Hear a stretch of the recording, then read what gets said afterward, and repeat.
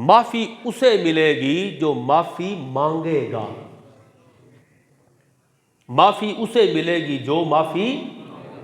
مانگے گا، جو معافی نہیں مانگے گا اسے معافی نہیں ملے گی۔ تو ہم جو آئے اس کے کرم سے آئے، معافی مانگنے آئے، اب یہ نیت کر کے بیٹھیں چلو آ ہی گئے ہیں، اس کے ساتھ آئے، اس کے ساتھ آئے، وہ بلا کے لایا یا اس کے منہ سے آئے، آ گئے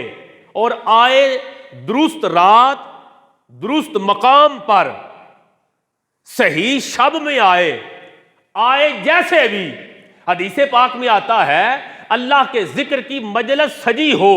تو مالک کائنات اپنی رحمت کے فرشتے کو وہاں بھیجتا ہے، وہ فرشتہ جاتا ہے اس محفل میں حاضر ہوتا ہے، واپس اللہ کو جا کے بتاتا ہے مالک لم یزل، میں آج ایک مجلس میں گیا، لوگ بیٹھے تیرا ذکر کر رہے تھے، تمہیں یاد کر رہے تھے، تیرے نام کی مالا جپ رہے تھے، تیرے ترانے گا رہے تھے۔ اللہ فرماتا ہے وہ سارے جو آئے تھے وہ کہہ کیا رہے تھے؟ مالک وہ تجھ سے معافیاں مانگ رہے تھے،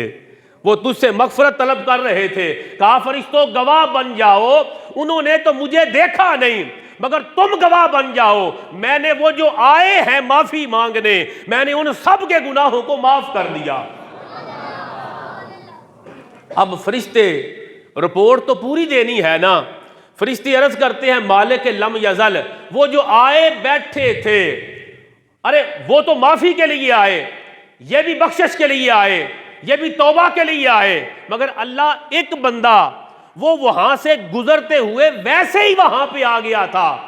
توبہ کی نیت نہ تھی اس کی، معافی کی نیت نہ تھی، وہ تجھے منانے نہیں آیا، نہ تیرے ذکر کے لیے آیا، نہ تیری اطاعت کے لیے آیا، نہ تیری بندگی کے لیے آیا، نہ تیری خشیت میں آیا، وہ تو ویسے ہی سرے راہ آ گیا۔ اللہ پاک اپنے فرشتے سے فرماتا ہے، کہا فرشتوں گواہ بن جاؤ، وہ جو بن بلایا آیا، کسی اور نیت سے آیا، میں اس کے بھی سارے گناہ معاف کرتا ہوں۔ مولا کیوں؟ کہا اس لیے یہ جو مجلس ہے یہ ایسی پاک مجلس ہے، یہاں کوئی بن بلایا بھی آ جائے تو خالی نہیں جاتا۔